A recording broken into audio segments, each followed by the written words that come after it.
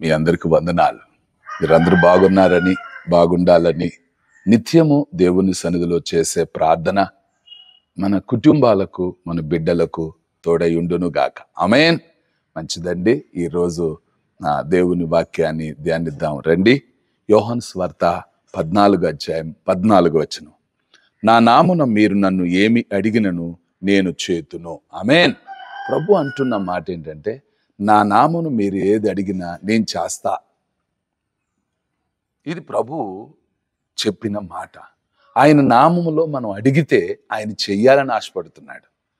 ఆయన నువ్వేది అడిగితే అది చేయటానికి ఆయన సిద్ధపడుతున్నాడు. కానీ మనం అడగాలి. ఆమేన్. అడగటానికి ప్రభు ఒక మాట అంటారు. యోహాను సువార్త 15 అధ్యాయము 7వ వచనంలో, నా యందు మీరును మీ యందు నా మాటలు నిలిచి ఉండిన యెడల మీకు ఏది ఇష్టమో అడగండి. ఆమేన్. అడగమన్న ప్రభు అంటున్నారు, మనం ఆయన యందు ఉండాలి, ఆయన మాటలు మనలో ఉండాలి, అప్పుడు మనకిష్టమైనవి అడగాలి. ఇప్పుడు అడగటానికి ఏమని అడగాలి? ఇప్పుడు అడగటంలో ప్రభు అడగమంటున్నాడు కదా అంటే, ఆయన మాటలు మనలో ఉంటే మనం అడుగుతాం. ఏం అడుగుతామంటే, దేవా నీలో నిలిచి ఉండాలి. దేవుల్లో నిలిస్తే అదే గొప్ప భాగ్యం అండి.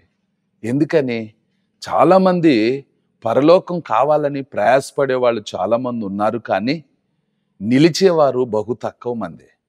కనుక దేవుని ఉద్దేశంలో దేవుని వాక్యం మనలో ఉంటే మనం ఏం కోరుకుంటామంటే, ప్రభువా నీలో నేను నిలవాలి.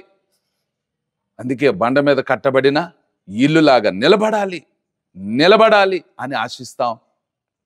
అది మొదటగా కోరుకుంటాం.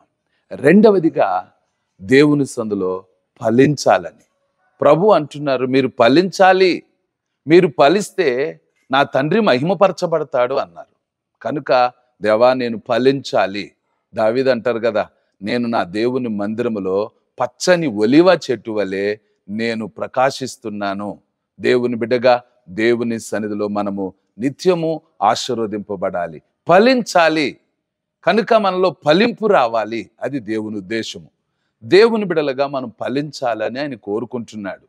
కనుక దేవుని మాటలు మనలో ఉంటే, మనం ఆయన యందుంటే అడిగే విషయాల్లో నిలిచి ఉండాలని అడుగుతాం, ఫలించాలని అడుగుతాం, ప్రభు కోసం జీవించాలని ఆశపడతాం. ఆమేన్. ప్రభు నామ మహింపరచబడును గాక. మన జీవితముల ద్వారా, మన కుటుంబముల ద్వారా దేవునికి మహిమ వచ్చును గాక. ప్రభు ఆశించిన విధంగా ఫలించుదుము గాక. ప్రభు కొరకు జీవించుదుము గాక. ఆమేన్.